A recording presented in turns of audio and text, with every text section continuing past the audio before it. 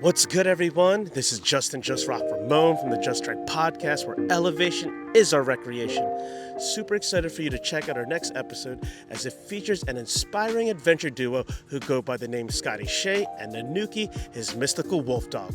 We chatted about Scotty's journey from city life to embracing the camper van lifestyle, his transformative trip to Peru, how Burning Man impacted his perception of the concept of home, and the remarkable story of how a white wolf dog came into his life. We discussed Scotty and Nanooki's unforgettable adventures across the stunning landscapes of Sedona, Arizona, Mammoth Lakes, Joshua Tree, and more, emphasizing the life-changing power of the great outdoors. We talked about the challenges and rewards of van life, most memorable moments with Nanooki, and the lessons learned from reconnecting with nature. Scotty shares his aspirations for future projects, emphasizing community and personal growth through outdoor exploration, with Nanooki by his side as his spirit guide. In addition to this YouTube video version you are watching right now, we have an audio version available on Apple Podcasts and both a video and audio version available on Spotify. You can find those links in the description. All right, let's get the trekking and get into this episode.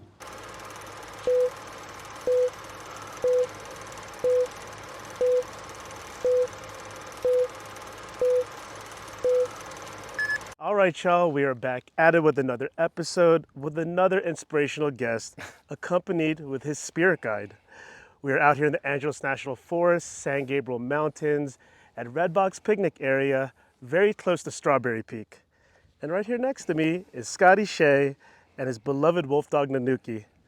Scotty over here is an outdoor adventurer, van life explorer, dance and art educator, community builder, and the creator of Tada Coffee, Tada Moments, and Fins of Fortune.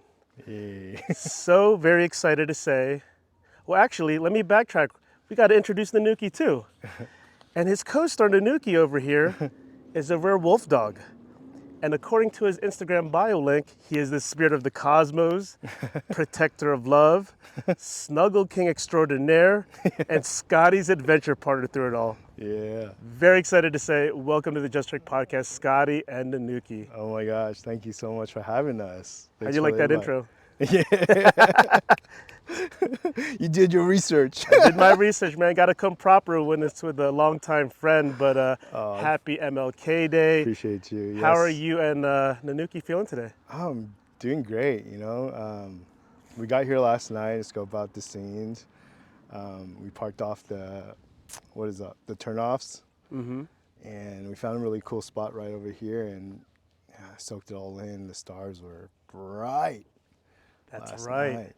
Yeah. How special that you got to spend the night on the mountain before we did this recording and see the sunrise and stargazing. It really is astounding that we have the Angeles National Forest, right here in LA County, huh? Right in our backyards, Who would have known, doing van life, you could call this your backyard now.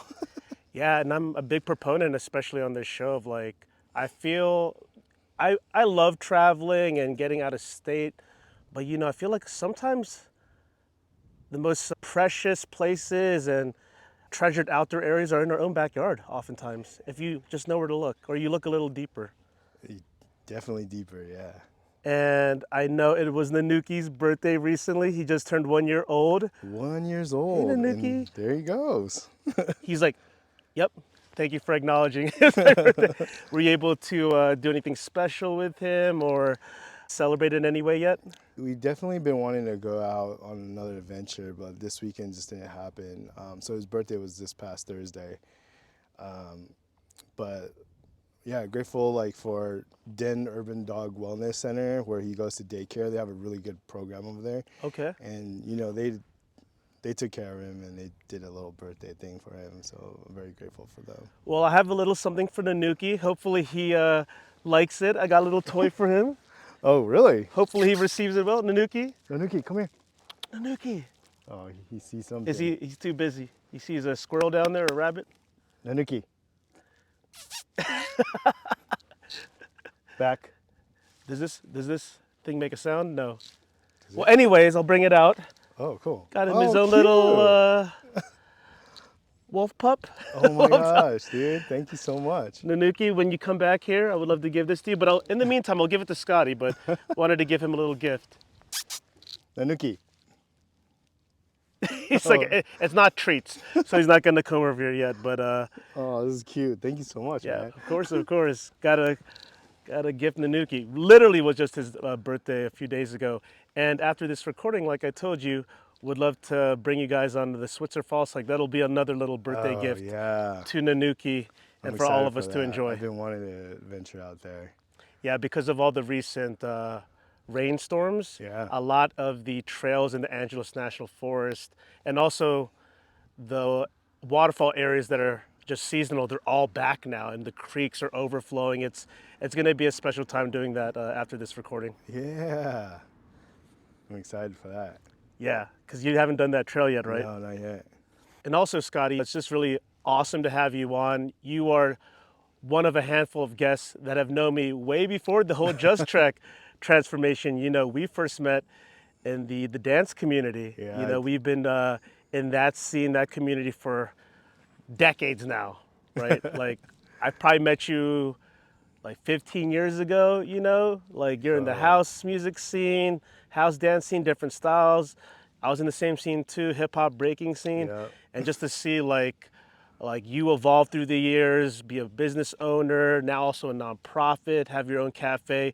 I think Yeah. it's just really special when you see your friends like evolve through different stages of their life. And you've always just been like a creative force and such a solid guy. And we've definitely had a lot of good times together, dancing, going to music festivals, or just supporting our friends' pop-ups or like our friends DJing. Yeah, yeah. Yo, have you guys seen him get down? I'm retired now, y'all. There was a prime moment though. Yeah.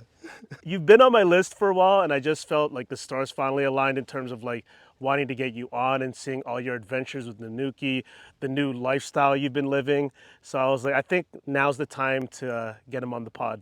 Dude, thank you. Yeah. It's definitely been quite a journey, this journey called life. Especially this past year, like, this is my first time really feeling burnt out from all the things I've done and all the things that we've created. And like having Nanooki come into my life at this point, when I first entertained the idea of like wanting to go meet him, I was like, I don't think I'm ready for this. I don't think I'm ready. An added responsibility. Yeah, it's like Yeah. there's so many things going on. But then what happened was Nanooki was reminding me. Oh, there's your gift now. Now you like it? Happy birthday. He's like, yeah, Yes, he likes it. yeah. Oh, he's gonna go find a spot. I was worried that he was just going to ignore it. He actually went right for it. Okay, I'm happy. That fulfilled my day already. But please continue on with your Come here. story about how him coming into your Lay life. down. Lay down. Yes, I'm so happy he likes it. But yeah, you know, like there's so many things going on and so many things we're working on, and all of a sudden, like, he comes into my life again, and like, am I ready for this? Am I gonna be a good like fur papa?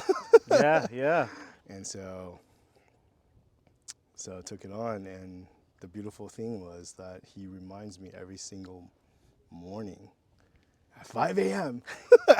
Always at 5 a.m. that it's a new day and there's new adventures out there. And when I needed it most, and these reminders, my guide came and like woke me up every morning and told me like every day is a new day to see the sun rise.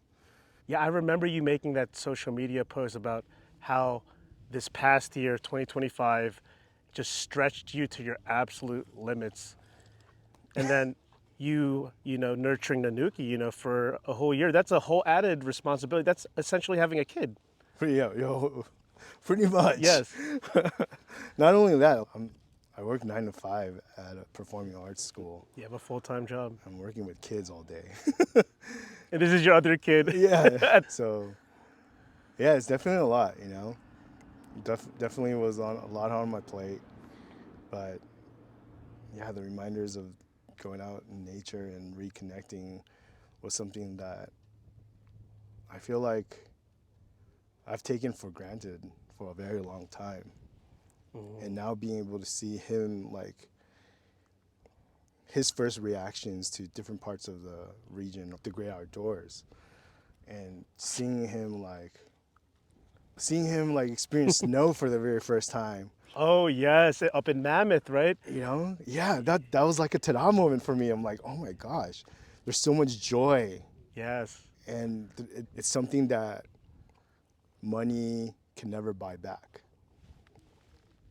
It's something that started really making me appreciate slowing down and resetting Yeah. and going back to basics.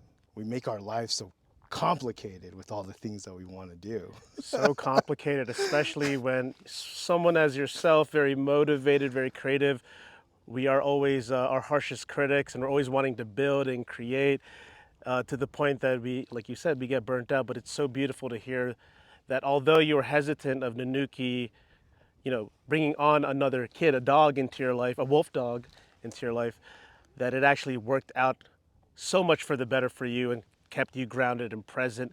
It is actually probably a main reason now why you're able to do the things you do and keep sane and be recharged and feel fulfilled so that you can create, that you can show up your best version at your 9 to 5. So I know Nanooki is probably, I know you might be a handful of times, right? At certain moments? Actually, he's really calm. Oh, he's been very calm. He's really Okay. calm. The only time like it's hard to call him back is when he sees another dog. He's really friendly. He just wants to play. A lot of people have been really surprised how calm he is, especially for him just being 1 years young. 1 year old. And he is already tearing He, up his toy that you got him. that's great. That means the world to me.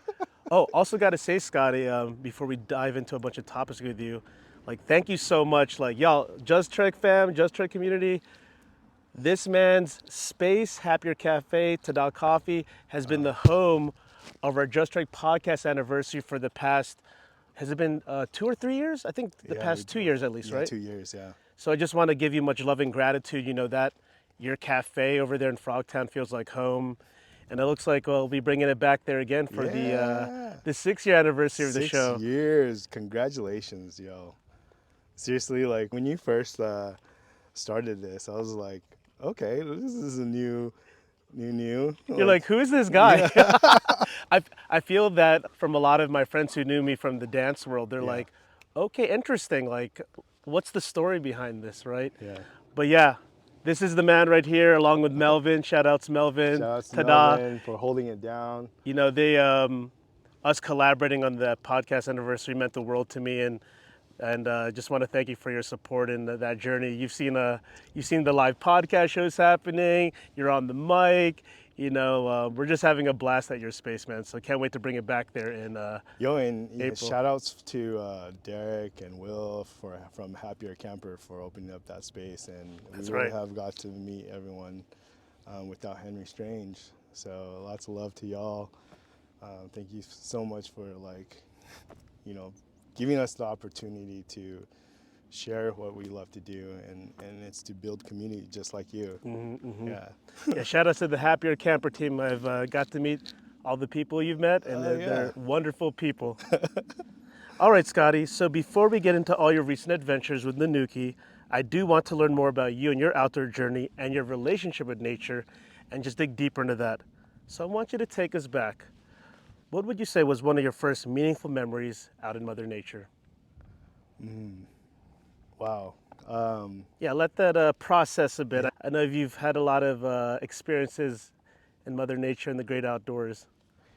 I have been to really unique places. I've done some really cool experiences in Taiwan.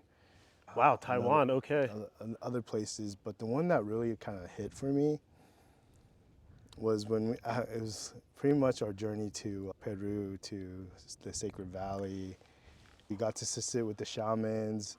I got to work in the Peruvian Amazon and harvested coffee cherries and harvested cacao and learned the process from that before I even started Tada Coffee.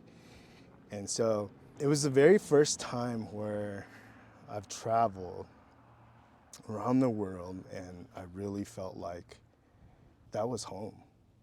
being up in the mountains and the fresh air and like the energy up there is something totally different. We visited Rainbow Mountain, Oh, you went to Machu Rainbow Picchu, Mountain? and then Pisac and other spots. And oh my gosh, the craziest one was the 2 days after we did the ceremony with the shamans, and one of the shamans gave me one of their hats, and then we took a trip with the whole crew to Rainbow Mountain.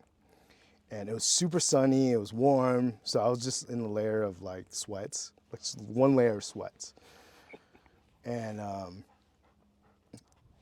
we decided to take ATVs to go up there to the very top. And as we were riding up, it started getting cloudier, getting darker, raindrops. Here we go. Then when we got to like an elevation point, and it's kind of like the last town before going up higher, it was like a little snowflakes coming down. And we're like, oh dang, I'm like, oh my, this is like getting pretty cold. I only have a layer and the shaman hat. And you know, we did microdose. And so in my head, I was like, all right. I was thinking about dragon's breath and just like breathing as I was riding the ATV, breathing to heat up my body. And so I was able to maintain my heat and make it up to the top. Wow. On the last path, you have to ride on the back of a dirt bike, a snowmobile. And during that time, it started snowing a lot. And so we got to the very top, to the peak where Rainbow Mountain was. And literally, as I finally got to that very top point, a lightning struck right behind me. Oh my Lord. Behind us. It was like, and my ears started ringing like crazy. And I started feeling this energy in my hands. And I remember Lauren was right next to me, and I just like, and then she got zapped. Lauren LeBrandy. Yeah. That's right. Yeah. So they hosted, her and Mila hosted a retreat out there at the same time. And so we were able to take all this fun adventures, and that was one of them. And I think that's kind of like where it hit me, with like, I started having more like spiritual experiences after that. Wow. Yeah. Scotty, I totally forgot that you went to Peru. Yeah. Because I remember you're like, yo, Justin, Just Rock, Yeah. you gotta come next time. You're like, you will go crazy over this landscape and environment. Actually, Peru, for a long time has been like near the top of my list of like countries I want to explore for hiking and outdoor recreation, because everybody or the people that I've had on the pod that speak about Peru talk about with so much reverence. Yeah. Like they want to live there, or they feel so connected. Like the energy and spiritual energy out there, they said, is just way different. It is. And you know, it's funny, like we joke about like spiritual people like people that go out there. I made this video with Gigi and Claire, and it's like first day in Peru, and then 5 days later, and then we have all these gear. And then on the 10th day, we're like all spiritual people. It was funny to just like experience that transition. But yeah, it's such a beautiful, magical place. We were very grateful to have our I forgot our guide's name. Your guide's name? But you know, he was a spiritual man too, and he made sure that we got to Machu Picchu before the sun came up, and then he taught us how to soak in the sun and like receive it. Wow, you actually got to Machu Picchu. Yeah, that was really cool. That was the ancient city. That was wild. The energy over there, yeah. Yeah, I need to get out there, if not this year, next year, or maybe we'll all go together. And from that Peru trip, would you say having that memory, that experience, was like really the time when you felt bonded with Mother Nature and the great outdoors? Or would you say like it got rekindled like further down? Or did you really take that energy from the Peru experience, take it back to home, and then made the conscious decision or effort to like get out in your own backyard in nature? You know, I think there was some type of re-remembering at that moment, but it wasn't like a fast pace like, oh, let's get in nature all the time. But when we did get back from Peru, we went to Sedona, and that's where I experienced Bell Rock for the first time. Okay. There was a moment when we were walking up to Bell Rock, and because I felt like I was so open coming back from that trip, there was a moment where, as we were getting close to Bell Rock, as soon as I walked through this point, it felt like I was walking through some type of, I wouldn't say portal, but there was some type of energy. There's very strong vortexes in the Sedona red Yeah. rock formations. And that moment where I felt I was like in ecstasy, and like my whole body tingled, and it didn't just tingle for like a few seconds. It was like, whoa, where's this energy coming from? And that's when I started realizing, oh, like,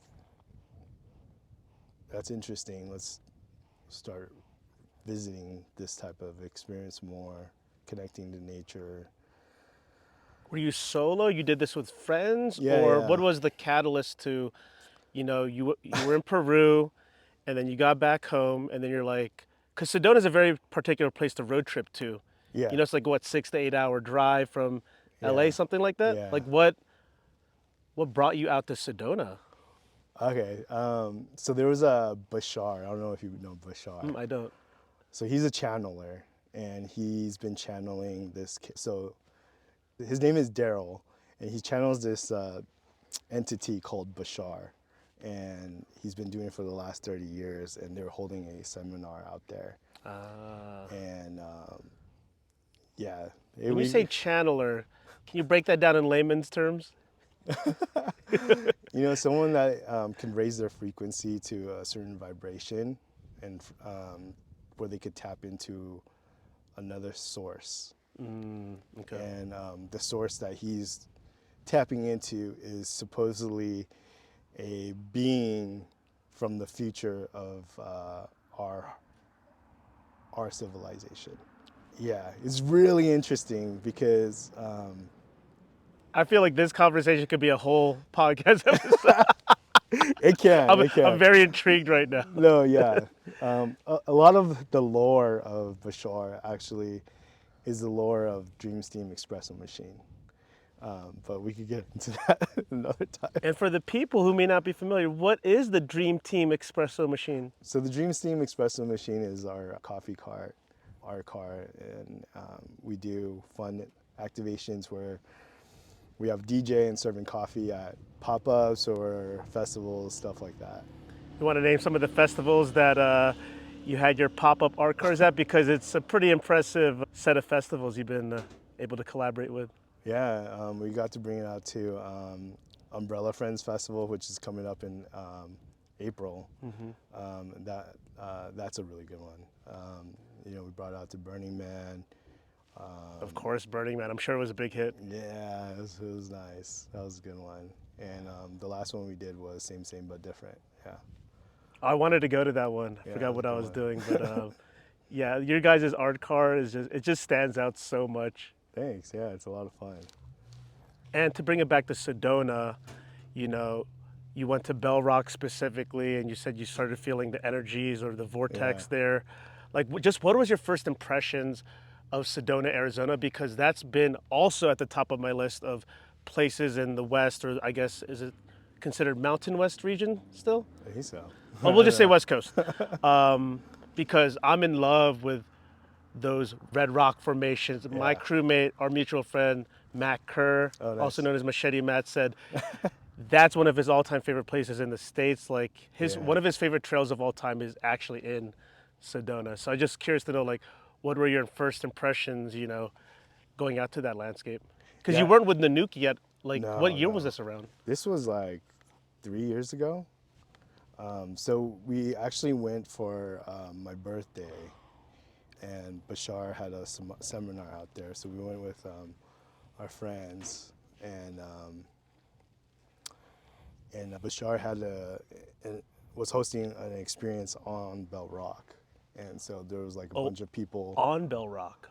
Yeah, so that was kind of like the last day or something like that, and pretty much everyone gathered there to chant and had a little drum circle. Yeah, there's a lot. Yeah, it's a really magical place. I'll have to go with you back sometime for Yeah, my first time. I definitely want to frequent there a lot more. There's Okay. so much to explore. I was just out there during the Christmas holiday. Yeah. Ooh. Oh, did you get to see snow out there? So no, so what we did was we first went to Mammoth the day right after it rained, and so he got to see snow for the very first time. Oh, we gonna get into those experiences. Yeah. Because you went on a bunch of road trips, especially the last quarter of last year, Yeah. that we're definitely gonna get into. To bring it back, well, actually not to bring it back, but building on, you know, those experiences in Peru, and then you were able to, after you got back into the States, you experienced Sedona and Bell Rock, right? Yeah. And fast forwarding to now, I definitely want to bring up how this past year you've just undergone a lot of change as it relates to what you call home. And I remember around Halloween time last year Yeah. when Tada and LA Skate Honeys organized those badass best Halloween party in that airport hangar Yeah. in Frogtown. In Man, I had Frogtown. such a blast, Scotty. Thank you. I bring that up because after that event, you lived in Frogtown. Yeah. You had an apartment there, you had a home, and I Yeah. remember hanging out there, Yeah. after the event. Which, by the way, shout out to Jen Yonda, LA Skate Honeys, a previous guest on this pod. We've also collaborated too. Nice. And then, I believe a few weeks after that event, I saw on social media that you were selling a lot of your belongings, and that you were going to embrace a different type of lifestyle, and that you were going to leave the comforts of home in the apartment and embrace the van life adventure lifestyle. So I got to ask you, Scotty, like, what sparked that? What is the inspiration behind that? What was going on in your life? Ooh, it was a lot. A lot was when I lived in the van at Burning Man. I was like, wow, this is really nice. I could curate this space, and it feels like a den. It feels like my nest, and it feels like I'm being held instead of where, you have a space that you pay for, and the bigger the space that you have, the more stuff you carry. And a lot of the times, the things that are in our place, we don't even like. Utilize it. We don't. And then just we start collecting a lot more stuff, and that just started like not resonating with me anymore. On top of that, the other thing was like rent. Rent is crazy up in LA. I'm pretty sure everywhere, and it just feels like I was never home. And even if I was out of town or like, at some other event, there's always like, why do I have to get home at a certain time just so I could feel like I'm at home?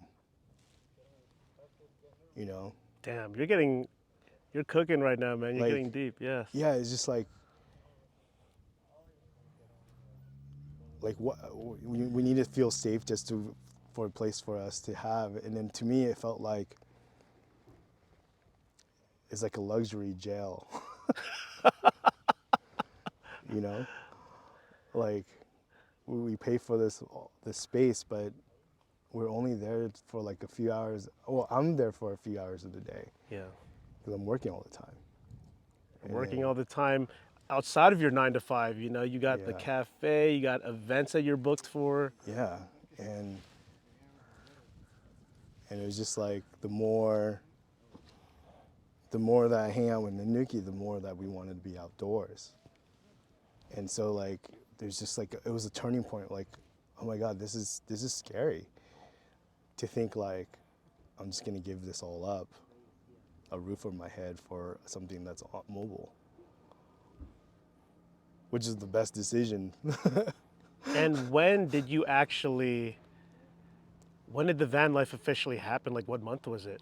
Like when you made that decision and I got think, out of your apartment? I got out in November. So pretty much right after the Atlantis party that we threw with Skate Honeys. Journey And, to Atlantis, right? yeah, and then literally like, I think 2 weeks after that. And, you know, at times it's uncomfortable, but a lot of the times it's like, Ta-da! right? Like everybody, in our backdrop is the San Gabriel Mountains, but in the very back is Mount Baldy, y'all. The Yeah. tallest mountain in LA County. It's our local Mount Everest. We're recording this around winter time. It's snow-capped right now. Yeah. But it's so sunny over here on this Yeah, side. yeah. It's really mind-boggling. But yeah, like you're able to have these kind of moments now that you live the camper van, you live the van life Yeah. lifestyle. It's so easy to just pop up at the great outdoors now, you know? I got a good tagline for us: from the dance floors to the great outdoors. Hey. You like that? Yeah, because it was so fascinating. I'm like, Scotty had the best living situation. He was living in Frogtown, walking distance from Happier Cafe. Yeah. So I was. This is actually my first time like learning like deeper about why, you made that decision. I didn't want to ask you before this because I wanted to be more in the Yeah, moment yeah. and really find out. So that really intrigued me, and I was like, wow, he converted his cargo van into a camper van, and I know you can't see it in the shot, but we'll definitely get some B-roll and splice it into the episode. But wow, it is decorated the F out. Like it is all the vibes for sure. Wow, so November 2025. Yeah. And where did you find yourself, those first like month or two? Like were you just taking the van around our local national forest, or like where were you posting up at regularly? Or like maybe Griffith Park? Oh yeah, like everywhere. You know, at first it's kind of like it's not nervous, but like you feel kind of like ashamed, maybe, just because your family is like saying you're homeless now, and so like there's like this part of me where I'm like, oh, I'm afraid to pop up at certain spots because I'm afraid people think just because I'm living in my van, I'm a homeless person. And you know, the society creates that for That's people that are right. nomads. But it's like, no, but we have freedom. We have freedom to travel. We have freedom to be able to like pop up anywhere and just be like, this is home now. And that's priceless. It is. And like, it sucks to be judged in certain ways, where I see now, like, you know, where certain areas, all the campers are parked on the streets in downtown LA, and people look at that as, That's right. you know, it's bad. And yeah, there might be people that abuse situations like this, but you know, like, I think my mama taught me, well, wherever you go, you know, you gotta leave it better than the way you found it. And we've gone to festivals, and that's like the main core value. And you know, we pop up at places, and it's like, man, this place is really beautiful, but people trash it. And it gives people with van life some, you know, a certain. Yes, Yeah. perception, perspective. Like obviously, me when I saw that you're embracing this lifestyle, I have a way different perspective, right? But like to maybe I know. Okay, so your family felt that way. What were your friends saying? Were they pretty shocked, or were they kind of like, that seems like something Scotty might do? I think more so that. That yeah, just knowing you're free spirited, you've been to Burning Man numerous times, like you'll be self sufficient. Yeah, like you know, a lot a lot of people are comfortable. A lot of people are comfortable, and like, what if the world goes to shits? I have an escape vehicle to home. No, um, but yeah, it's a different phase in my life right now, and it's teaching me a lot. Like now I know how much energy I use, how much water I use. This is true. You're so hyper aware of how of just all the little things you do in your everyday life. Yeah, What do I really need? What do I yeah, not need? yeah. It's crazy how a little space like that, you really know how to like manage the actual energy that you need, the water you use, and be very minimal. There's an art to it.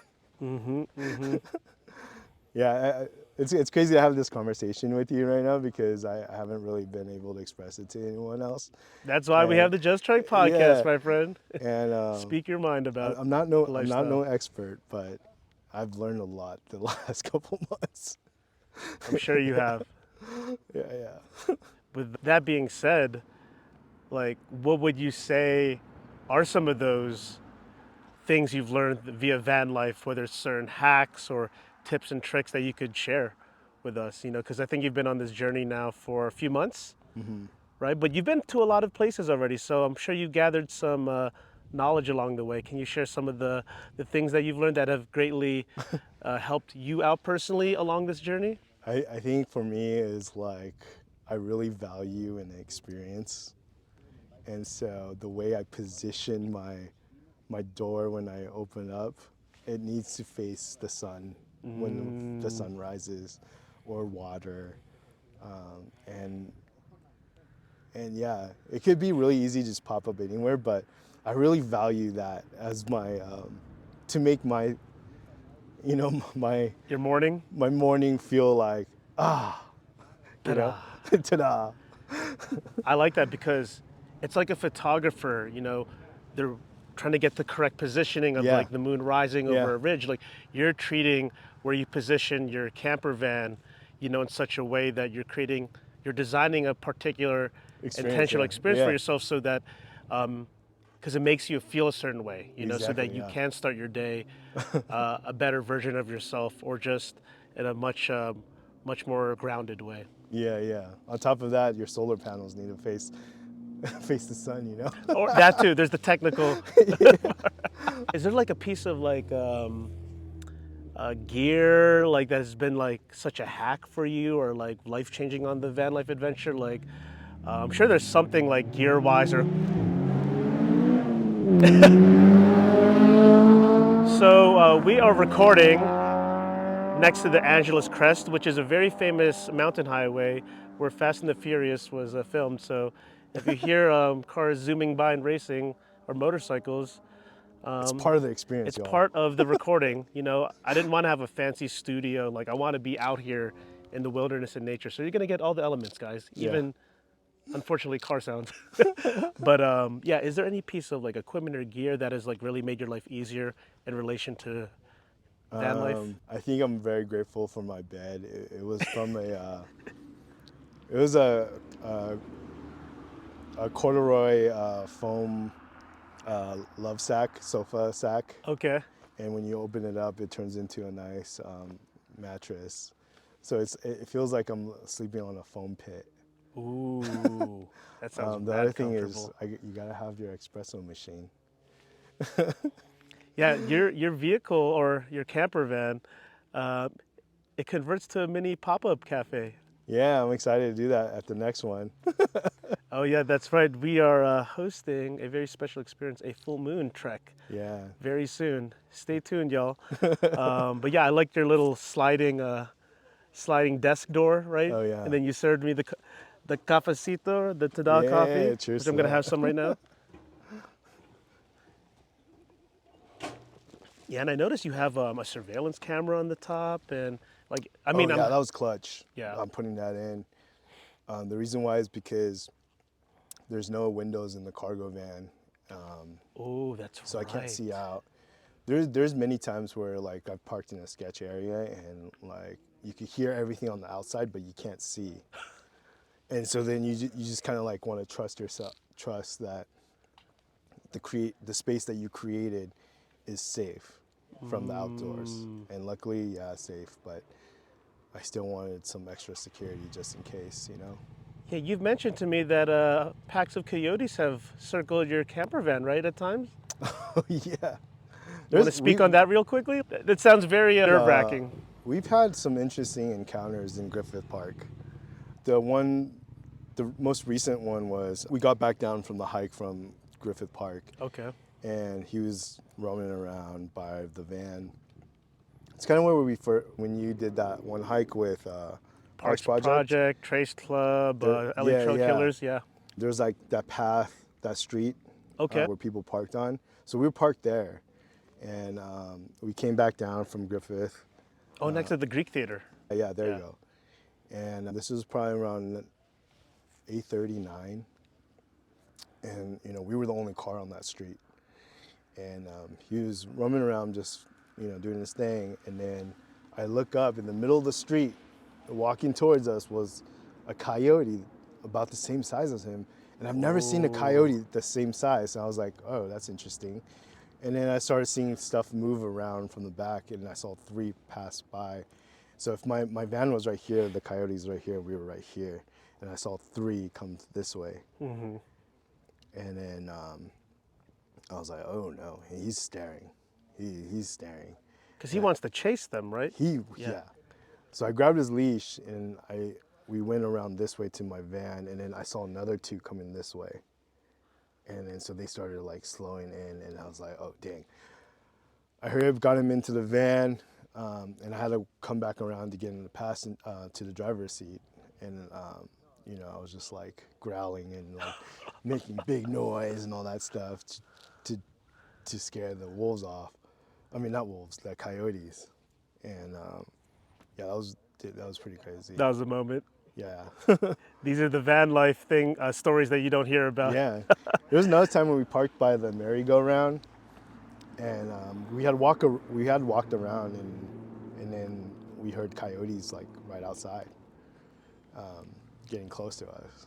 Yeah, so Yeah, people forget Griffith Park is a true urban wilderness. I mean, Griffith Park was the home of the celebrity mountain lion P22. oh whoa, Packs of coyotes, like there's so much wildlife yeah, in Griffith Park. Yeah, yeah, I mean, everyone should take advantage of how big Griffith Park is, how special it is. There's so many different sides of it. yeah, Some areas may feel like a bit touristy, but there's other sides like near the Wisdom Tree that feel like a true yeah. remote wilderness. There's the observatory. There's the Captain's Roost with the tall palm trees. Oh yeah, There's Amir's Garden. There's Bee Rock. There's Wisdom Tree. I can keep, yeah, spitballing on and on, but it's such a special and iconic place in the country, yeah, Griffith Park. yeah, yeah, And I know you've been frequenting there a lot with yeah, Nanooki. And actually, speaking more on Nanooki, yeah. I do want to talk more about your deep bond that you've been nurturing with your now 1-year-old. Thank you. First, how did the name Nanooki come about? Does that have a special meaning or reference to anything? It does. It's Inuit for polar bear. And when I first met him, Inuit. What is Inuit? Is that a native tribe or? yeah, in Alaska, Eskimo. Right? Okay. Yeah. It's Nanook is polar bear, but I just added the I, and I spelled it with two O's just so it sounds cuter. But yeah, it was like the first thing that I looked up Nanook. that resonated. Yeah, Okay. yeah, yeah, And the I just came because it's catchy. yeah. The name it rolls off the tongue. Thanks. He was such a fluffy little teddy bear when I saw him. So I was like, ah, he looks like a polar bear. I love the customized collar. Oh, Nanooki, if thanks. y'all want to. Oh, me, I don't want to wake him up. We'll just let him lay down. Yeah. And Nanooki is a very special breed. He is a wolf dog. He is, yeah. And I know that may sound self-explanatory, but can you just describe like what exactly is a wolf dog and maybe speak to its breed more? Yeah, it's usually like a wolf mixed with something. So then it's like they have a higher content wolf in them. You know, his grandma's like an Arctic wolf, and then his dad and Oh, the mom, grandma's an Arctic wolf. yeah, wolf Whoa. dog, yeah, and they have Malamute. We just know that he's magical and mystical, and that's him. The white fur always get you. I had this one encounter on the trail. So the ranger came up and said, he was like, "Hey there, you have a high content Wolf. wolf hybrid, don't you?" And I was like, "I guess." And then he comes up and he had like someone that he was training, and he started pointing out his features, like how close his shoulders are like this, and his legs are really long, and his tail and his long nose, and the way that his ears are shaped. And I was like, okay, cool. Of course, a ranger would point that out. Yeah, so that was kind of like my first time where I'm like hearing it from a ranger, and it was like, oh yeah, okay, cool. Where was this at? It was in the Santa Clarita Mountains. There was like a hike over there. What actually sparked your decision to get a wolf dog? I remember because I've been friends with you a long time. Prior to Nanooki, you actually had another dog. It wasn't a wolf dog, but it was your adorable bulldog named Oh yeah. Stewie. So that was my ex's Gigi's baby, Okay. and yeah, that was Stewie. Oh my God, you just looked. That's Trip. That was really trippy. Yeah, He's like, I am Stewie. it's crazy, you know. Yeah, we'll get into that. What just inspired all that, and how did he come You into your know, life? like I never knew that I was gonna be an animal person, just because of my lifestyle. But when my ex had Stewie, he was 10. And he developed a tumor in his stomach, and there was like this stage where, you know, usually bulldogs don't live that long, and this is this whole stuff I learned. Mm-hmm. And so it was just like one of those moments where like the vet bill is like this much, and it keeps racking up, and you know, what do you do? This is your baby, Yeah, you yeah. know. Gets And intense. during that time, I was still kind of like, oh yeah, this dog, da da da. But then our friend Mila, she's a psychic Akashic reader. Shout out to Mila. She's been such a big like help in my journey through life. And she did a reading for Stewie and was like, yeah, he'll survive. He's gonna live for another 3 years after his surgery, and it's gonna cost a lot. And basically, he got the surgery. He came back, and there was something about him that when he came back, and it felt like a puppy again. And we started building this bond, and I'm very grateful for this experience. And he got to live for another 3 years, and which is another trip. And It's a long time. this Yeah. whole time is like this past 5 years was like this whole spiritual awakening type of experience. And the last year he was alive, he couldn't really hear. And for some reason, I started feeling certain ways when he looks at me, like I understand what he's trying to communicate. And so that was really, like there's part of me where like, I don't believe this is happening, but at the same time, like, I think I understand you, but we're not speaking. Oh, wow. And then, The nonverbal gestures. yeah, or that, or it's like a deep, when you stare into their eyes, there's like a deep download of what's they're trying to tell you. And so What was he telling you when you were having that moment? it's like, I want to go home. We would take him to all the parties because we want him. We took him everywhere. We took him to like West Coast Weekender. all that No stuff. And way. there's times where like he'll just look over and just like I want to be alone, stuff like that. It's like, Dad, I'm tired. Pretty much. On his day that he was transitioning, he drank. I think he drank water too fast, and something just. And so basically, he was kind of like drowning in his own lungs or whatever. And it was a really hard day, and so we were holding him, and we got Mila back on the phone doing a psychic reading and communicating. And basically, he told us that he could stay for another 2 days, but he's hurting real bad. But if he goes, he promises he's going to come back. Yeah, Quite a statement. This is going to be the woo-woo part. I don't know. Let's get woo-woo. Like, I till this day, like, it's still kind of like mind blown. Like, I'm still kind of like, but a month after Stewie passed, we went to Peru. That's where this whole journey happened. Okay, it's all connecting now. Yeah, and my first vision when I sat with the shamans was a white wolf.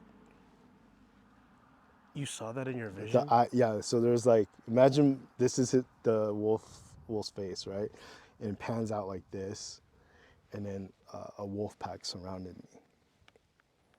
After that journey that night, I was like, oh, Stewie's safe. I guess my spirit guides are revealing themselves, and they're taking him to the cosmos. And that's why I said spirit of the cosmos on his profile. And then the last 2 years, I didn't think anything of it. The last 2 years, I kept having these dreams about a white wolf as my kid. Wow. And so, literally in 2024 November, Mila hits me up and goes, hey, you won't believe this, but Stewie's on his way back. I was like, shut up, I'm not ready for this.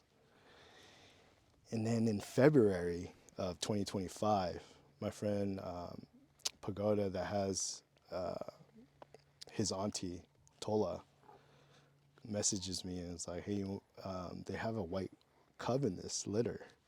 And I was like, what? There's too many like way.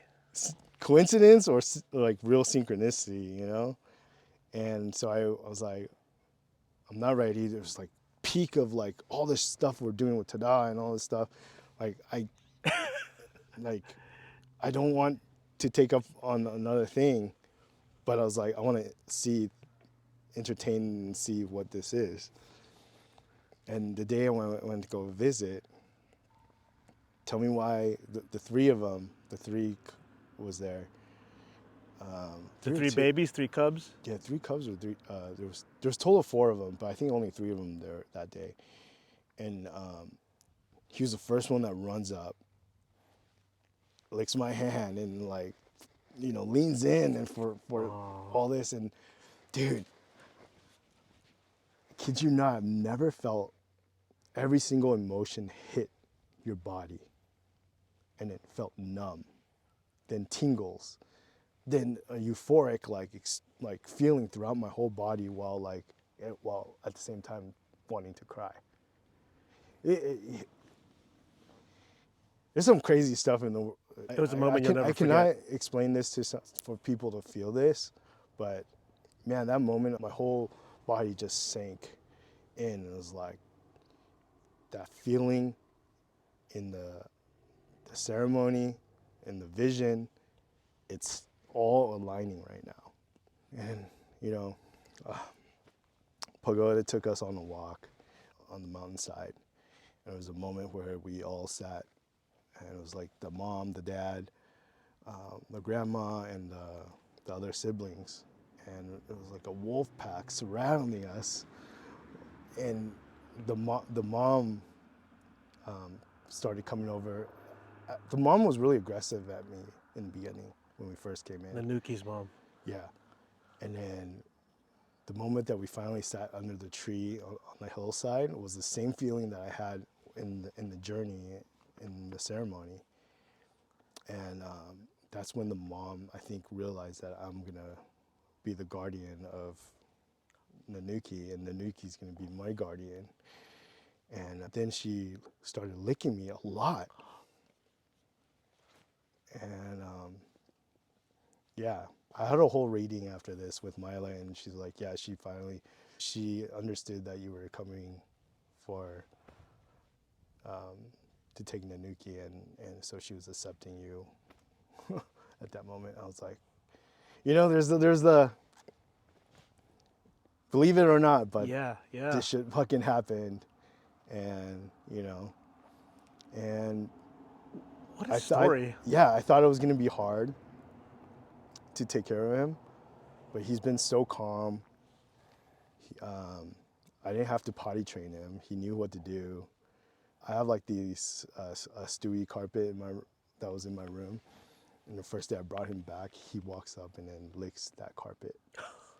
And I'm like, dude, there's like so many things where like, I can't believe this, But I know that it's not Stewie's full spirit, like full original spirit, because I do believe like when you make a big impact in this lifetime, like, you know, your oversoul will branch out into different, to spread, just like, Oh, your oversoul, meaning after you pass, the spirit that remains.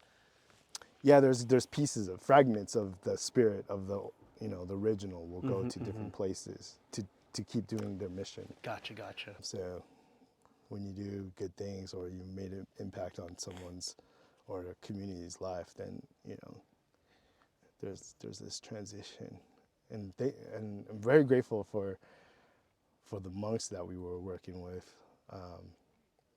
that were blessed us with Oh, with to help transition Stewie, and the monks that we got to have at the cafe to do meditations, they were a big part of this spiritual journey. Yeah. I attended that event Yeah. once or twice. I remember the monks. Yeah. Very, Yeah. very special people. Yeah. To go back to that moment, you're with the family of Nanooki.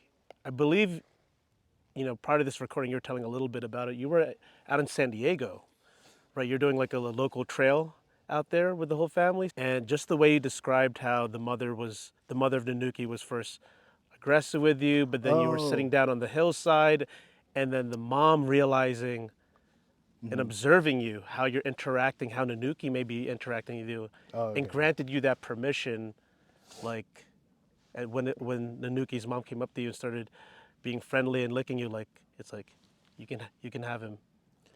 Yeah. Like, Yeah. that got me emotional. It's really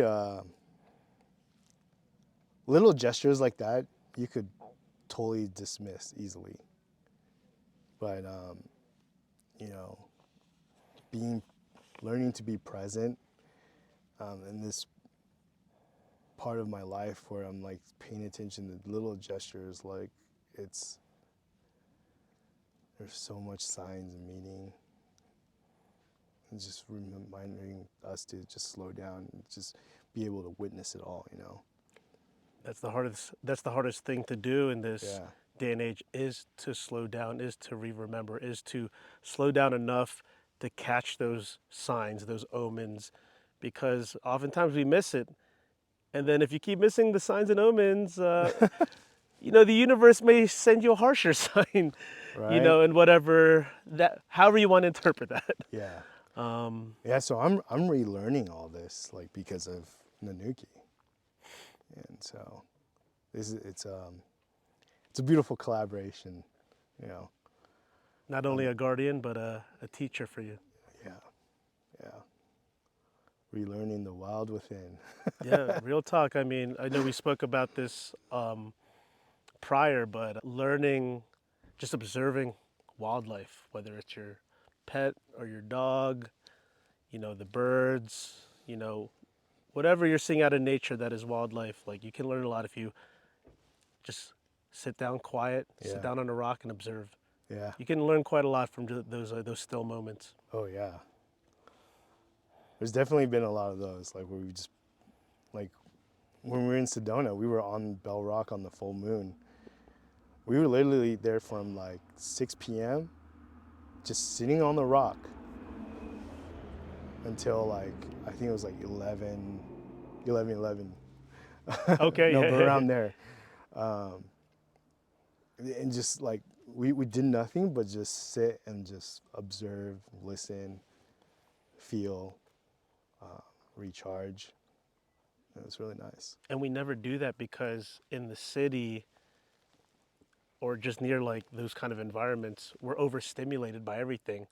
Billboards, people, cars honking.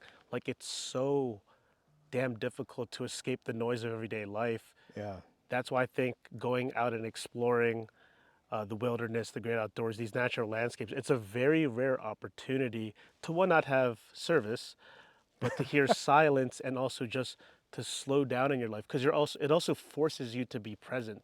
yeah. And I think that's really important because it's hard for us to force ourselves to be present. Emails, phone, lifing, it's really hard to unplug from the everyday hustle and the city life or just your job. Yeah. Like, we all have emptiness that we're trying to fill. And we end up using nightlife or other stuff to try to fill up that emptiness. Mhm. And it's a great escape for the night, but the same emptiness comes back. Oof. Preach, But preach. for the very first time in my life right now, like, sitting up here, like, I don't feel empty. Like, y'all seen like all the amazing stuff that we've done, but at the end of the night, I still felt empty. Mm. And like, my cup wasn't being filled in a certain way. And I'm still like processing and recovering from all that, but like, and this is the very first time that I felt like my heart is getting filled and recharged again.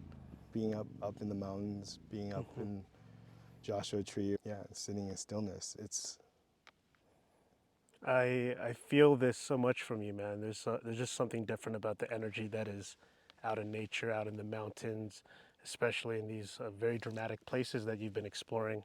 You actually gave me the perfect segue, because now with Nanooki by your side, you both have recently embarked on so many incredible road trips, outdoor adventures, exploring these wondrous landscapes we have all over the U.S., especially in the West Coast. And from my memory, I saw you went to Sedona, Arizona, Mammoth Lakes up north in the mm-hmm, Sierra Nevada region, mm-hmm. Eastern Sierra region. I saw that you went to Deep Creek Hot Springs, Oh yeah, which I believe is in Apple Valley, about yeah, 2.5 hours east of LA. You went to Joshua Tree National Park. You went to Kern River by Bakersfield, and many more. yeah.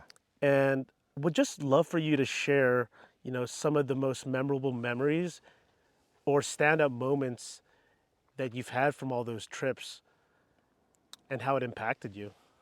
So all those trips were spontaneous. I didn't have a plan.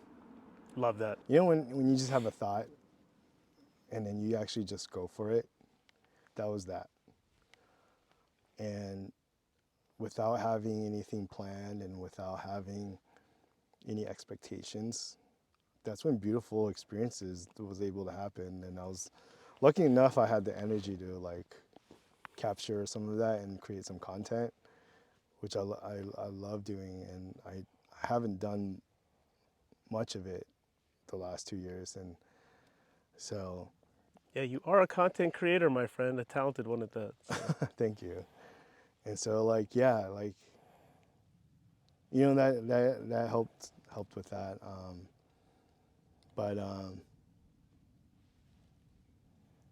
yeah, sometimes not having a plan and just, I my initial plan that trip was to go to Mammoth, see the snow, and come home. I ended up going from the snow. It was too cold. The temperatures at 5 a.m. dropped to 13 degrees. Everything froze up in my van. Not only Oh, that's right. yeah, like my propane all froze up. It was, it dropped down to -3.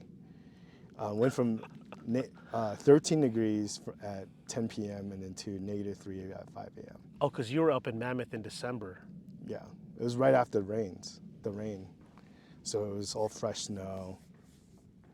And then, so we pulled out of there and went to Death Valley. Oh, you went to Death Valley too? Yeah, and then I was like, oh, I need to go visit my dad. He's in Vegas, and I also have to meet up with Pretty Done, the artist, to get our coffee bags for a collaboration that we're doing for this year at DesignerCon. So I went to Vegas, and then I was looking up Sedona. I'm like, oh, it's only 4 hours from here. And then I was like, all right, peace, y'all. And then from there, I went to Sedona, and then over there, I stayed for like 2 days. Came back for New Year's, and then it was like, I feel like I need to go back to Sedona. And then so I went back. After you were just there. Yeah, and because that Sedona trip was another spiritual experience that we had with Nanooki this time. Okay. Yeah, like again, I didn't have a plan. We got in at 2 a.m. and we parked in a lot. I don't think you're supposed to do that, but we stayed there, and I set the alarm for 6 a.m. I went to sleep. I started hearing a buzzing and ringing. I was like, what is that? In my ears, I couldn't get it out. And later I asked Akashic. I hit up Myla, and she was like, oh yeah, that was the vortex tuning you into the frequency there. I was like, whoa. You know? I need to experience this Sedona vortexes. So that morning we started going up trail, and we came in from the north side. And we didn't have a plan. I was just like, yeah, let's just roam around and see what happens. And for some reason, I started just following Nanooki, and we made it to the east side first, where the sun came up. This is Butt Rock, right? Uh, Or Bell Rock. Bell Rock. But why did I say Butt Rock? Sorry, go ahead. So on the east side, that's where the sun came up. And for some reason, we just sat down, and I just started meditating there. And that moment, I was like thinking of gratitude and like thanking for all the experiences and all that, and wanted to set an intention. So I did that. And then we continued on our journey. So if this is like Bell Rock, this is the north side. We went around here, then we started going up higher to over here, and then there was like a tree that grew out on the side of the rock, the mountain, and it had like a little seat. So like No this. way. And so we sat there. Search and rescue's here.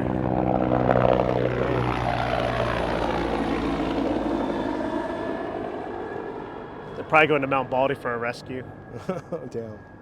Yeah. So we sat on the tree, and we did another mindful meditation there, and that was the south side. And I didn't have any intention to do any of this stuff. And so we continued on.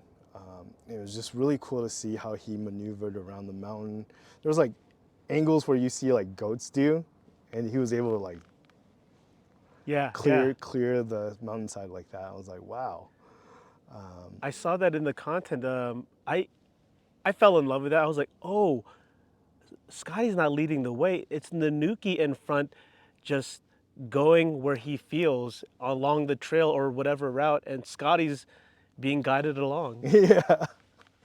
Yeah, it was really cool. And then That's fascinating. on the west side, we found a little kind of like a cave. Not a cave, but like a little pocket. And he went in there, and I was like, oh, all right, let's sit down over here. And sat down, felt into the energy there. And as I took a deep breath, like my whole body kind of went euphoric again, like bliss. And then my hands like qigong started happening, and I was like, oh wow. And then so yeah, I was just kind of thinking of the people in my life that need some extra love, the people that are going through it. So I was sending off energy there, and This was during the full moon, right? yeah, Okay. yeah. And then we would continue on our journey, and I thought we were done. And I was hungry, he was hungry, and so we started going down the mountain. But all of a sudden, he just did a 180 turn and went back up the mountain. You went back up? And I was like, what the heck? And I was like, Nanooki, come back. And I was like, okay. And he led us to the north side, and there was another pocket. And I was like, and dude, I sprained my ankle there in that pocket. Oh no. Okay. And I was like, oh damn.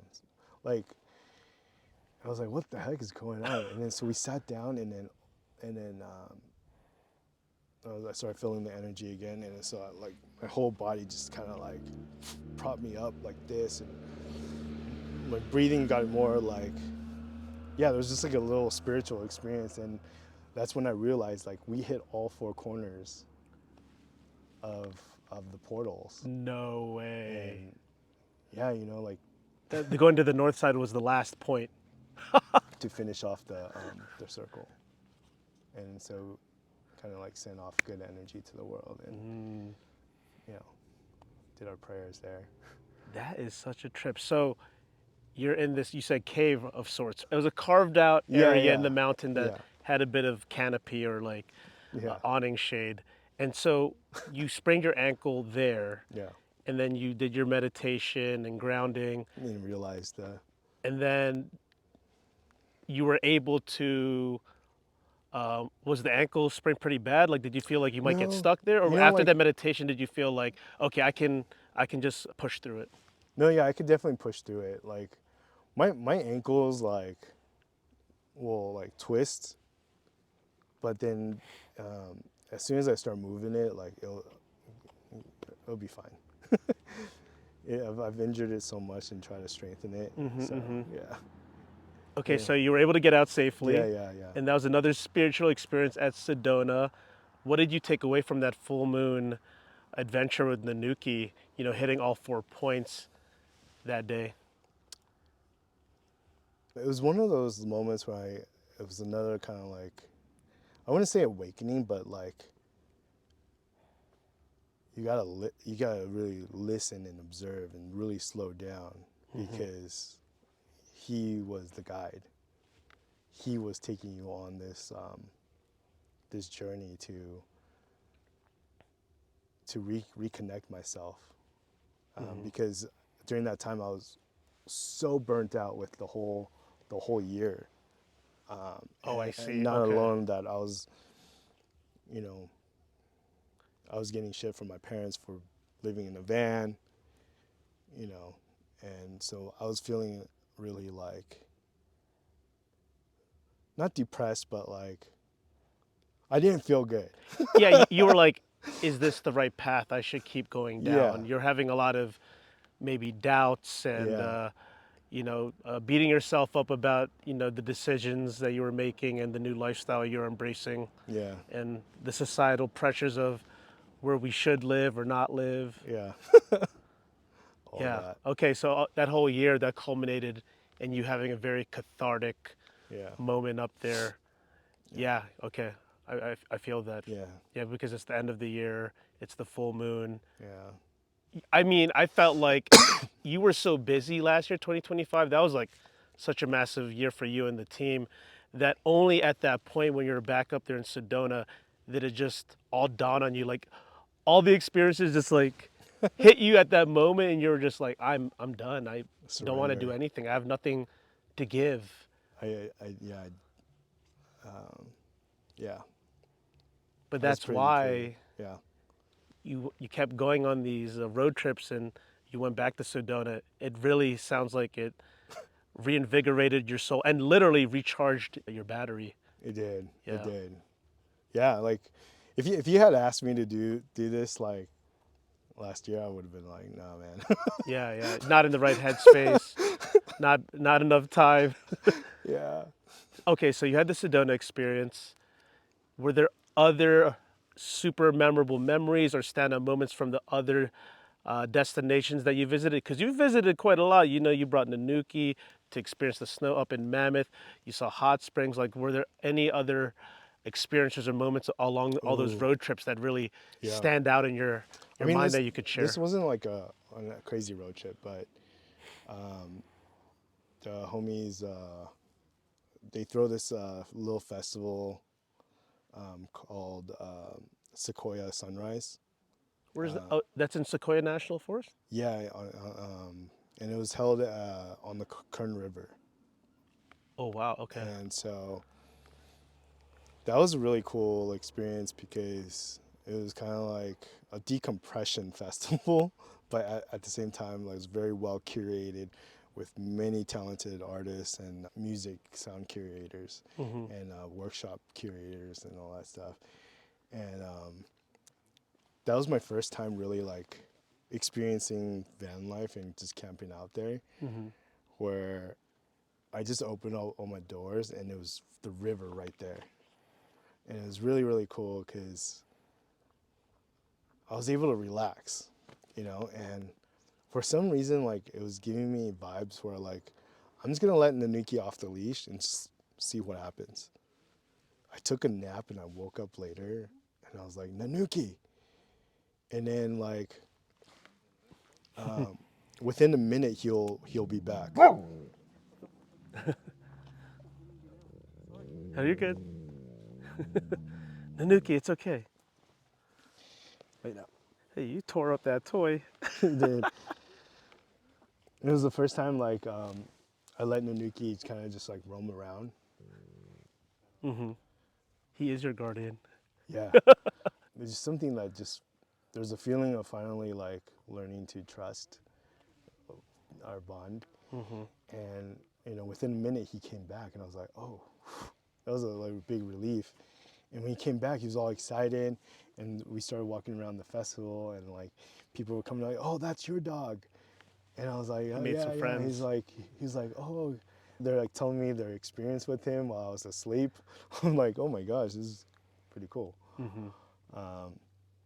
And yeah, that was like a really big moment for us, being able to like just trust each other and let him go, do his thing, and then he'll come back.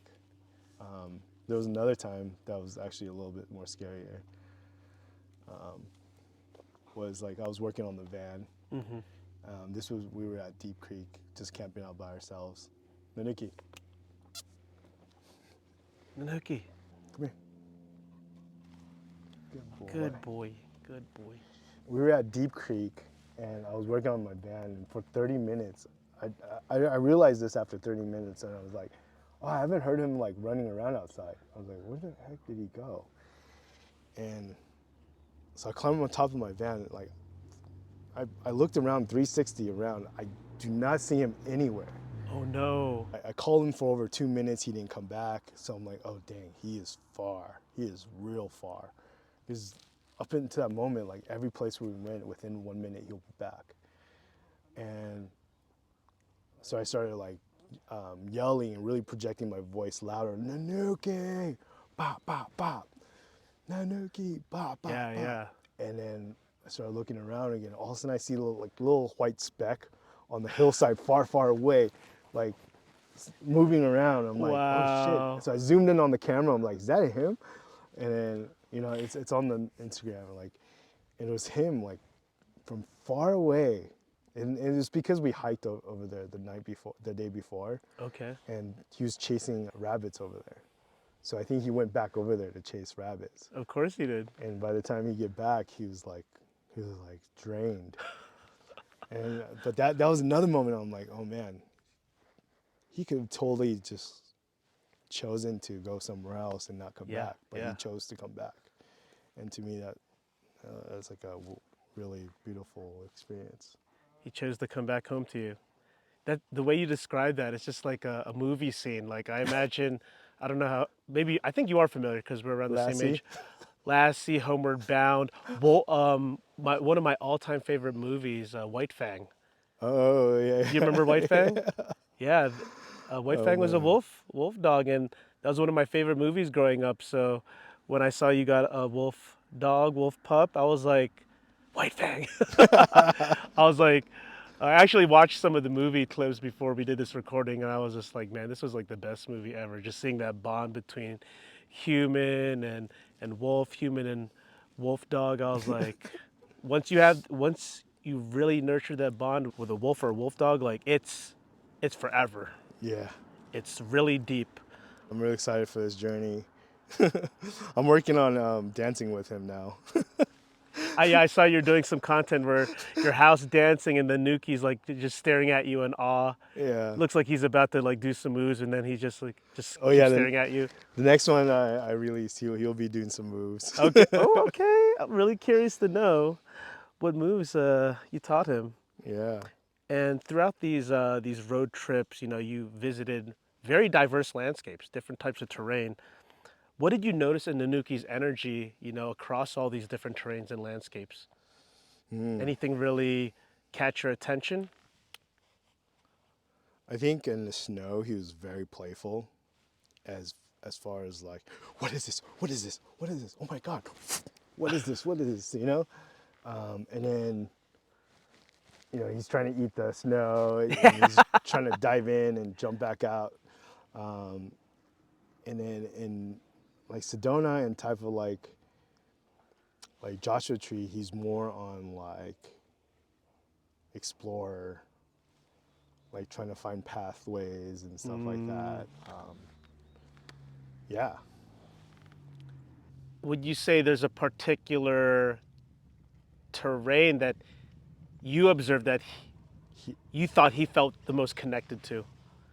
Maybe his energy felt like very at home, very calm, very like this environment is like, he feels so at peace. I feel like he's built for the snow, Yeah, he is. but we didn't get to spend more time out there. Okay. But I think he really enjoyed Joshua Tree. Yeah. That was something like, Sounds like it. yeah. There's a lot of boulders and rocks he can perch up on Yeah. and, Climb, jump around, all that stuff. see what the local wildlife looks like, Yeah. see other coyotes or rabbits. Yeah. No, Yeah. yeah. That type of terrain, yeah. He likes Yeah. that. If he loves Joshua Tree, Nanooki will absolutely fall in love with Alabama Hills Oh, yeah. in the eastern Sierra region where Mount Whitney's in the background, Yeah. the tallest mountain in the country. Uh-huh. I don't know if you've been there yet, but I'm pretty sure they should allow dogs. There's a lot of dispersed Yeah, camping yeah. there in BLM land. Like that's my all-time favorite rocky landscape in California just because of the contrast of, think like Joshua Tree, but behind all the big boulders in Joshua Tree is a 14,000 foot mountain range in the background with Yeah. snow. Yeah. Yo, well, next time you're doing something like that, let me know. Yeah, I'll probably get out there earlier this year. And also, Yeah. as every year, the Just Trek crew typically we do like a yearly camping trip or outing in August. Typically, Oh, cool. I'll let you know obviously if I go before that, but you should definitely come Yeah, come for along sure. on that trip. Yeah, that'll You're be definitely fun. crew. You've been Oh, hiking yeah. with us and you've known us a long time, man. I'll bring the coffee. Bring the coffee, bring the vibes, bring the Nuki. Oh, yeah. Man, I'm so happy that he's interacting with this toy like nonstop. And I know you answered this question a bit, but like, from these different road trips and the different landscapes that you've been visiting with Nanuki, like aside from the slowing down and, being more still and observing, like was there anything else that you felt these trips taught you about yourself or Nanuki that comes to mind? Yeah. I feel like the one thing that I'm learning is like, don't take this for granted. This is This is it. medicine. Yeah, that's the biggest theme. That's the biggest theme, and from It's doing therapy. this podcast for the past 5-6 years is nature is therapy, hiking is healing.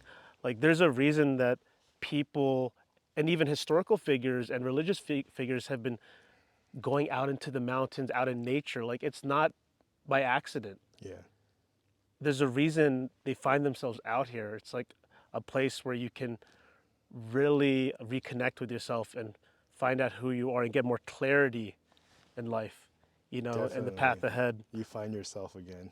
Absolutely. It's no mistake that all throughout the history, since the beginning of time, whether you're religious or not, if you read the Bible or like scriptures, it always references nature Yeah, all the time. yeah, Nature's the greatest teacher. it is. And going back to Nanooki and all your adventures with him, how does just having a wolf dog change or enhance your outdoor experience? Oh man, it's pretty epic. I would say. Yeah, yeah. The reactions that you get on the trail. Are people asking for like, What can I is pet? he? Can I get a photo? More so like, what is he? Mm, And he'll take you on places that you wouldn't have thought to walk to. oh, interesting. And I think that's definitely something magical about that, where like I never knew I was gonna climb this boulder. You know? I really like that way of exploration, like, because I'm always leading, I'm always the one like designing the routes. I'd rather just let someone else or a dog Yeah. guide me and lead me, and we can just freestyle the path. Yeah. There Yeah. doesn't Totally. have to be a destination. You can just go out there and freely explore Yeah. with no agenda. Yeah. Exactly. And thinking beyond your adventures together with Nanuki, how are you channeling those experiences into shaping the Nanuki's brand over the next year? I know you Oh, definitely want to get Nanuki and yourself some really dope brand collaborations, make some content. really cool. Any goals that you're hoping to achieve? Definitely. You know, Put it out there into the Tadaverse. yo, internet, do your thing. No, yeah, if we could get his account up to like 50K to 100K, I would quit my job and just travel and create content all day, and just live this lifestyle of teaching people, just helping people can reconnect with themselves and nature and find their spirituality or whatever. You hear Just that, Just for Community? find themselves. Find Nanuki, give him a follow. Let's Yeah. build up the account. And just knowing you have so many connections. You're such a great creator. That's why I wanted you both on the pod. Oh, thanks. I, It's not by accident. I feel like you two have a special energy and synergy, and that different platforms or organizations or brands would love, to work and collaborate with you yeah, both. I think one of the bigger picture one is to create a kids program where we bring groups out to nature, and maybe this is something we could collaborate on, Yes. and where it's focused not just on the trails and learning on that, but bringing culture, parkour, and movement, and dance, music, and also listening to elders.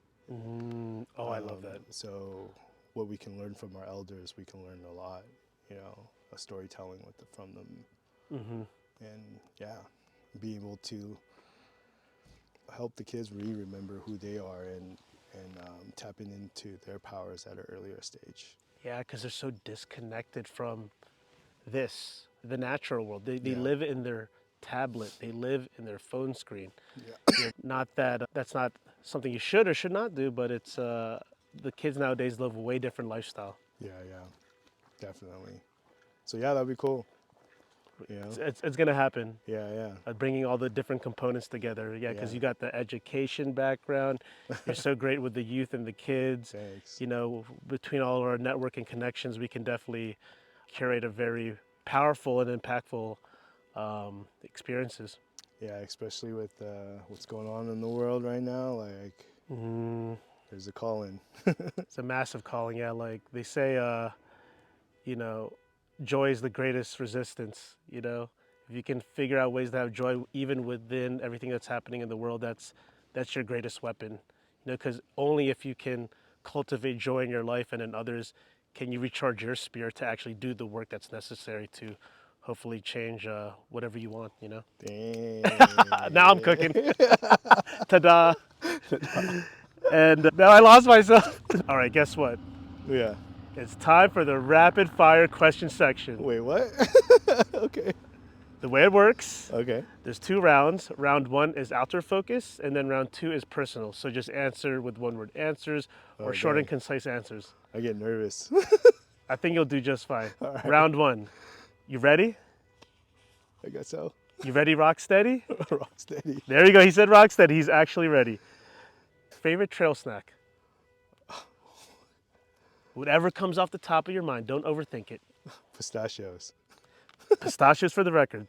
Trail runners or hiking boots? Hiking boots. Desert or deserted island?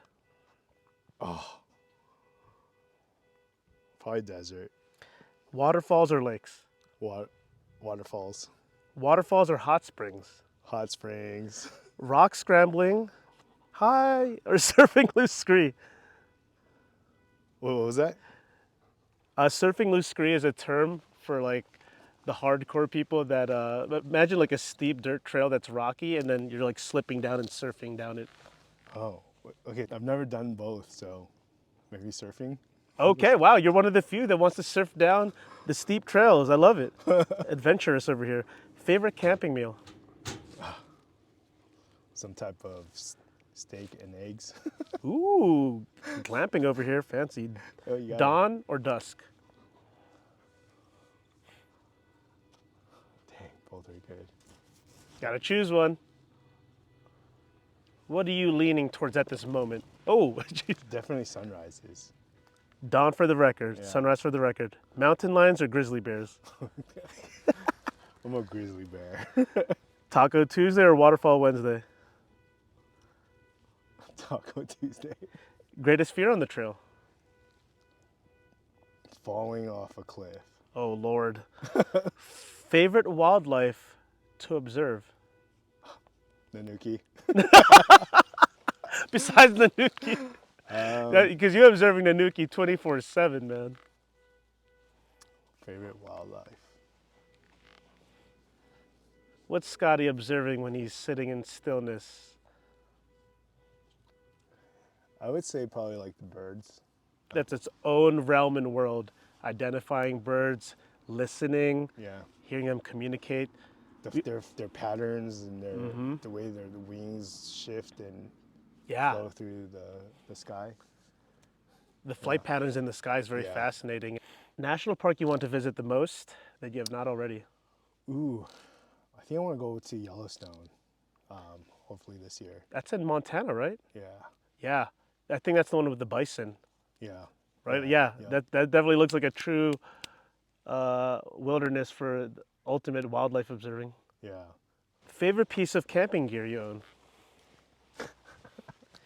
Might want to think to your Burning Man experiences.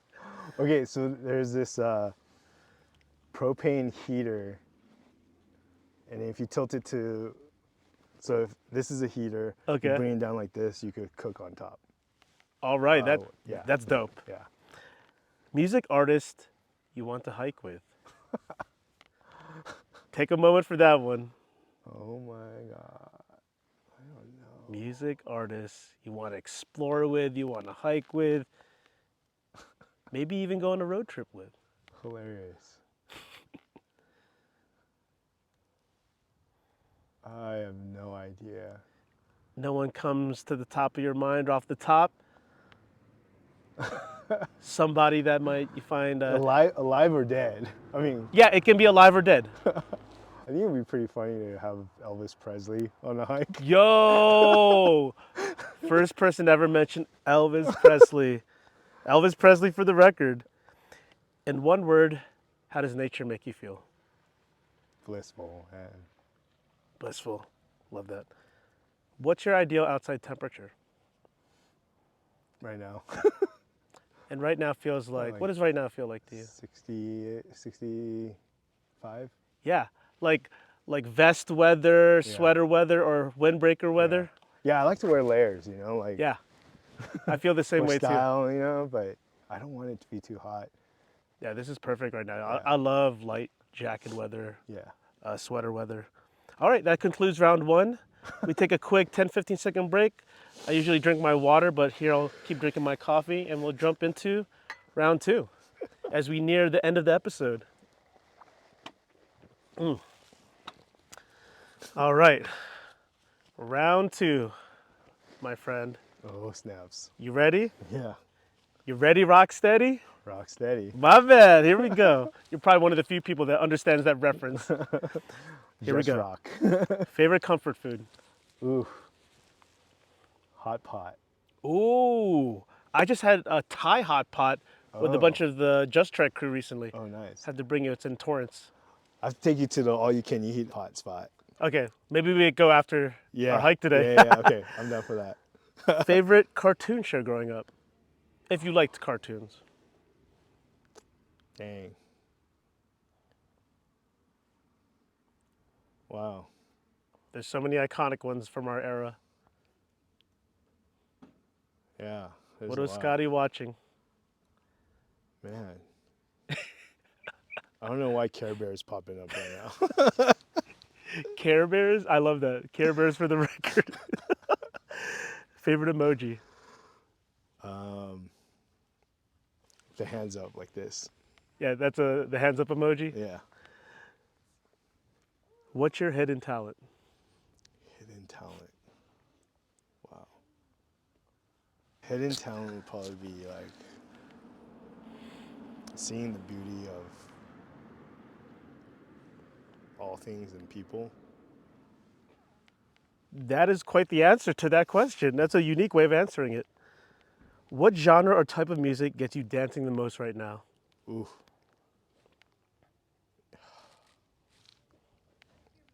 I will get down anytime I hear any bossa nova to live instrumentals. Bossa Nova. What a sophisticated answer. App you're currently using the most besides Instagram? My photo, my camera app. I don't even think of that as an app, but it is. You're right. It's a native app to the iPhone. Yeah. If you could be any animal, what would you be? Probably a panda bear. Oh my goodness. Such a great answer. If you could travel back in time, what period would you go to? And it could also be a period of time that you did not live in. Ooh. The civilization before this one, Tataria. Wow. Tataria. Tataria for the record. Here's the final question of the rapid fire question section. You ready? You ready? I'm ready. Rock steady. Favorite sound? Sound.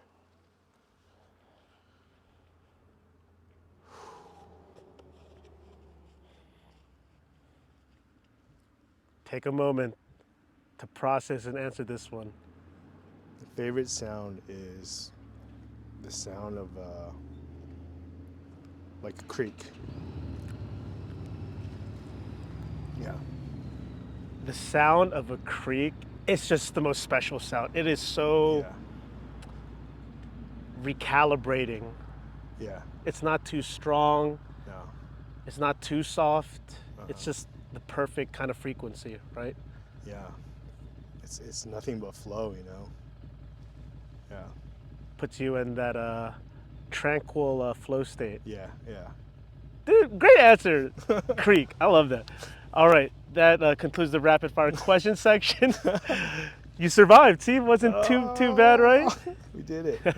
Thank you. Now we're at the end of the episode, but as always, I always turn the spotlight back to the guest, Scotty. Oh, actually, my bad. I have a surprise for you. What? Actually, more for Nanooki. For the first time ever in the Just Trek podcast, we're going to have Nanooki answer some rapid fire questions. Oh, dang. We just got a few, not too much. Nanooki, So, you ready? Scotty is going to answer on behalf of Nanooki. Nanooki, are you ready? Are you ready, Rocksteady? Okay, he's ready. What's the one snack that gets his loyalty? Bone marrow. Bone marrow. Yeah. Bone marrow for the record. Okay, Nanooki. Fancy. Which human habit confuses you the most, but you tolerate anyway? Stay, Nanooki, stay. Yeah, because he just wants to roam and be free.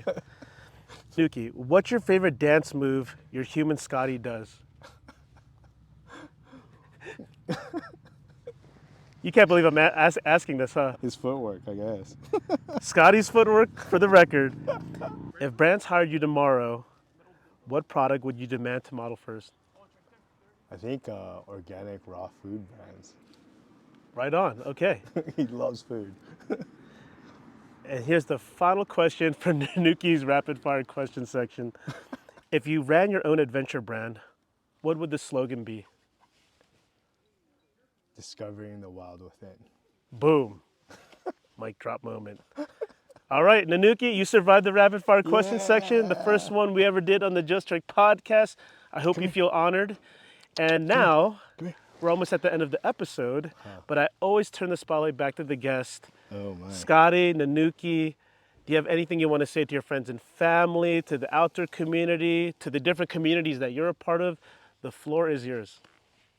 I think I'm just forever grateful for everyone sharing your experience, your talent, your vibes, and just forever grateful to be able to life with y'all.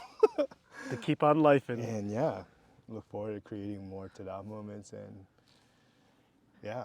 Where can we keep following up with you and Nanooki's adventures? Please plug all the social media accounts.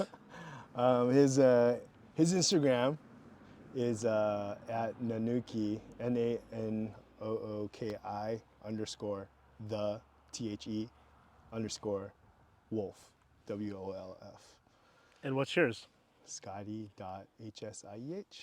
And any other, because you have a lot of projects going on. Anything else you want to shout out that people should follow?